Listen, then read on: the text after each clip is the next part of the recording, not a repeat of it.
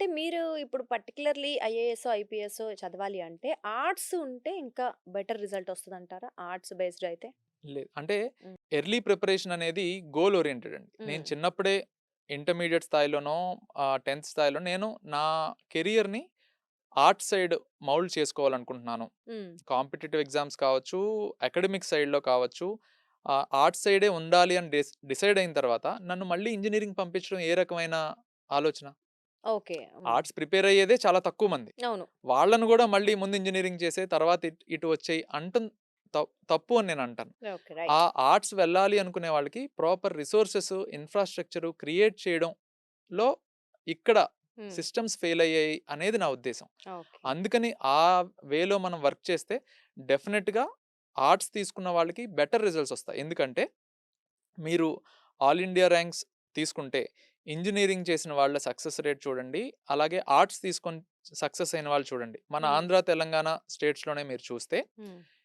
Engineering చేసిన వాళ్ళు success rate 25 years నుంచి 30 ఇయర్స్ లోపు ఉంటుంది. ఓకే. అదే ఆర్ట్స్ తీసుకొని సక్సెస్ అయిన వాళ్ళు 20-25 మధ్యలో ఉంటుంది.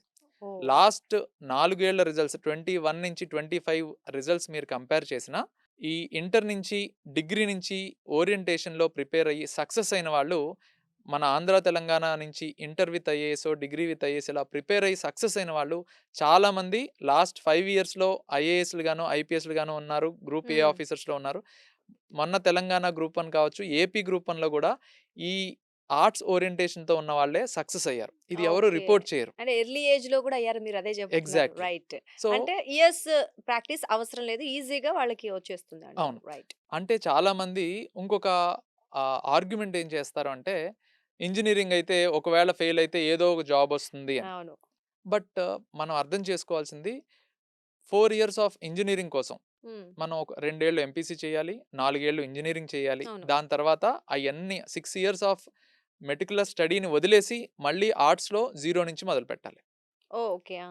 So, 6 right. Years of time నాకు వేస్ట్ అవుతుంది. మళ్ళీ సివిల్స్‌కి జీరో నుంచి మొదలుపెడితే ఒక 2, 3 ఏళ్ళు మళ్ళీ మొత్తం అంతా సిలబస్ కోచింగ్ తీసుకోవాలో, సొంతంగా చదువుకోవాలో, వితౌట్ కోచింగో, విత్ కోచింగో ఒక 3, 4 ఇయర్స్ కష్టపడి first attempt, second attempt, third అటెంప్ట్‌లో మన హ్మ్.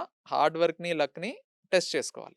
సో, హ్మ్. ఇంత ప్రాసెస్ ఆల్‌మోస్ట్ ఒక 10, 15 ఇయర్స్ నా కెరియర్ బిల్డింగ్ అంతా ఇక్కడ టైమ్‌లో ఆ! వేస్ట్ అవుతుందో, ఆగిపోతుంది. ప్లస్ అవుతుందో మనకు తెలీదు. హ్మ్.